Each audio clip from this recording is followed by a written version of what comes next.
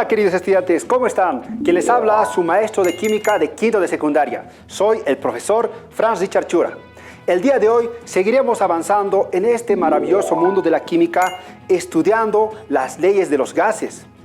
El día de hoy vamos a hablar de la ley de los gases ideales. ¡Comencemos!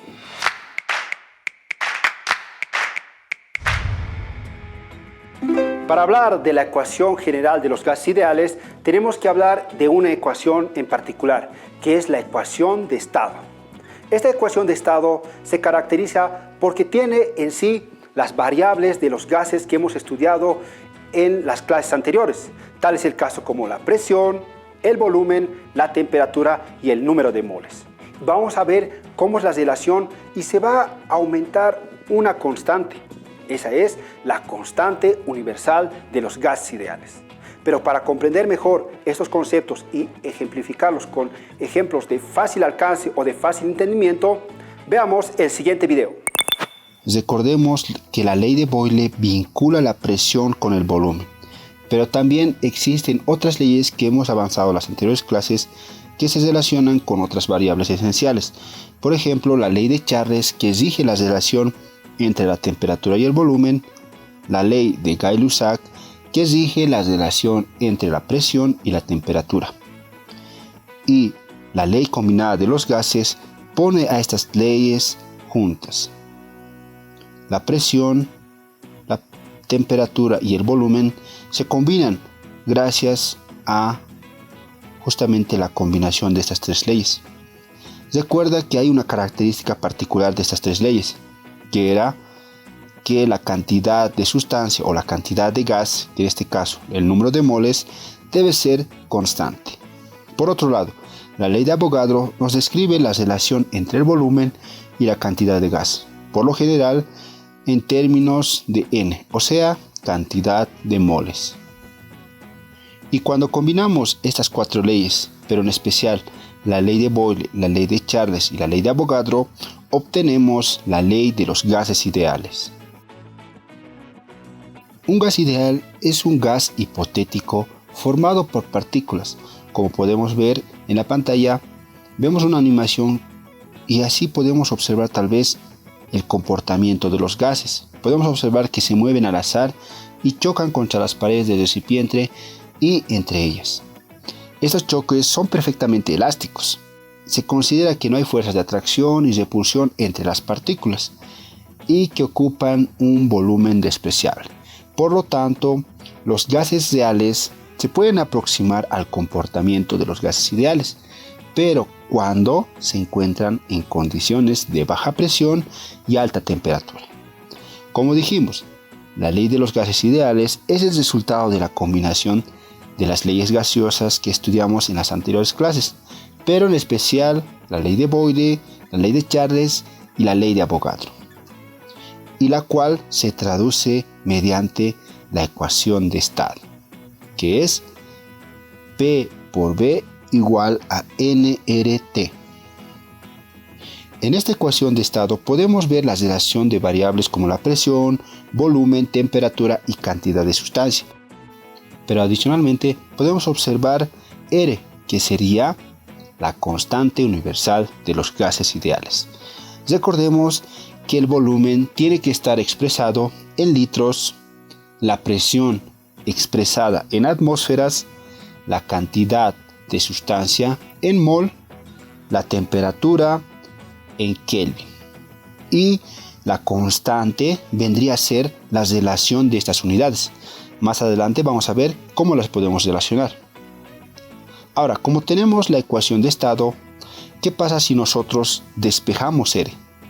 Nos quedaría de la siguiente manera.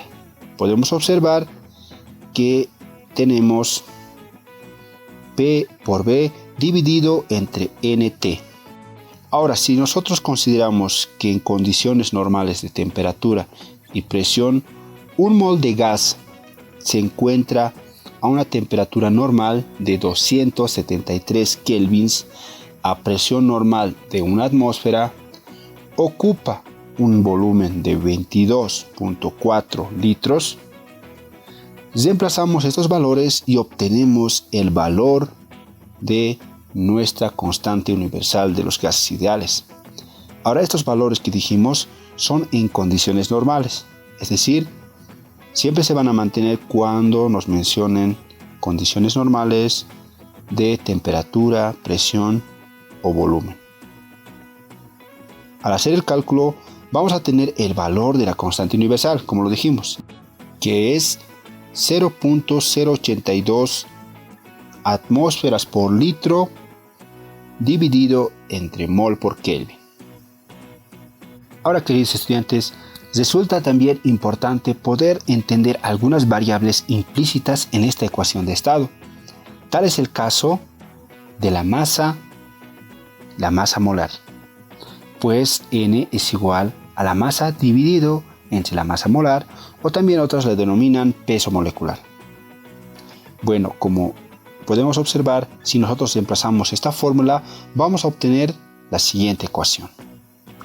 Ahora, si nosotros de alguna forma quisiéramos calcular, por ejemplo, en base a la masa y a la masa molar, diferentes variables como el volumen, la presión o la temperatura, utilizaremos las siguientes ecuaciones, pues solo basta con despejarlas. Como podemos observar, si queremos despejar volumen, hacemos el siguiente procedimiento.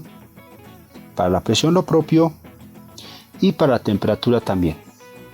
Entonces ahí tendríamos tres ecuaciones que nos van a relacionar las mismas variables, pero ya despejadas, ¿no? Como el volumen, la presión y la temperatura. Ahora, ¿qué pasaría si nosotros despejamos la masa molar? Como podemos observar de esta primera ecuación, lo que vamos a hacer es despejar la masa molar. Ahora, una vez despejada la masa molar, lo que vamos a hacer es observar algo que no se nos tiene que olvidar. Vemos una relación implícita que vendría a ser la densidad, porque recordemos que la densidad es igual a la masa sobre el volumen. Entonces, como podemos observar en esta ecuación donde despejamos la masa molar, tenemos esa división, la masa sobre el volumen. Ahora, si nosotros reemplazamos la masa sobre el volumen a la densidad, podemos obtener una nueva ecuación que sería la masa molar es igual a la densidad por la constante universal por la temperatura dividido entre la presión. Entonces, queridos estudiantes, como podemos observar, también podemos utilizar otras variables, es decir, si nos piden en alguna ocasión un ejercicio o un problema calcular la masa o la densidad, lo que podemos hacer es utilizar las ecuaciones que hemos avanzado el día de hoy. Ahora, queridos estudiantes, lo que vamos a hacer es resolver un problema para entender mejor los conceptos que estamos desarrollando el día de hoy. El enunciado es el siguiente. Un gas se encuentra en un cilindro de 230 litros que está a una presión de 1.5 atmósferas y a una temperatura de 300 grados Celsius. ¿Cuántos moles de hidrógeno se tienen?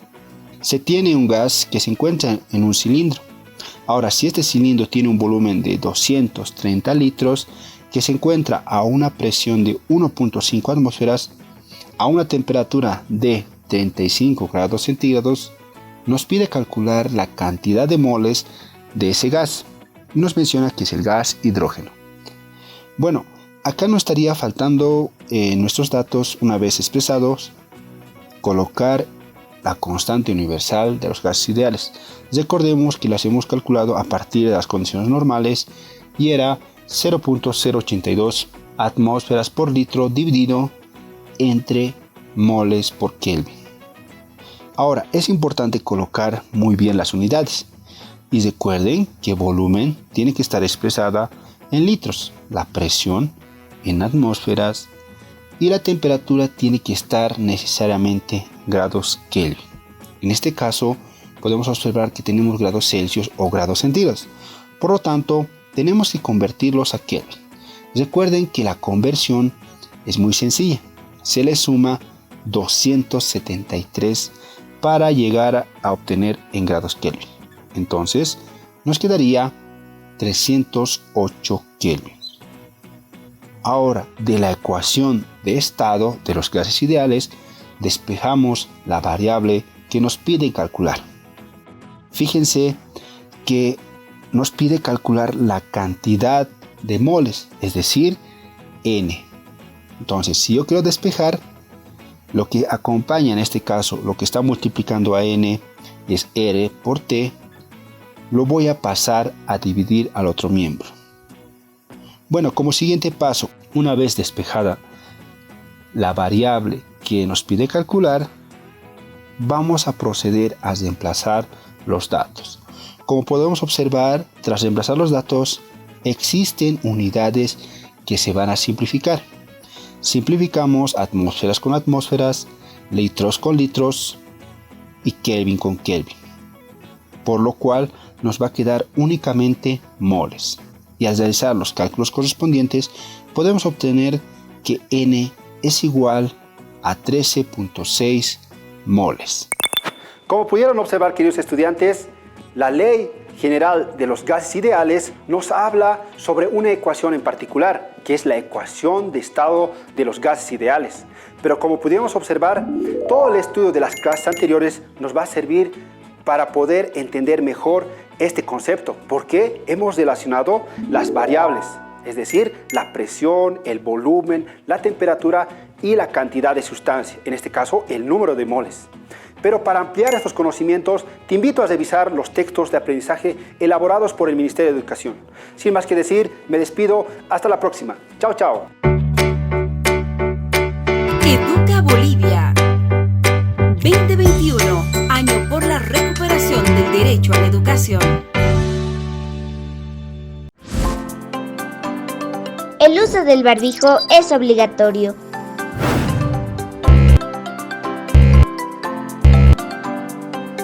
Úsalo correctamente. Cuídate y cuida a los demás.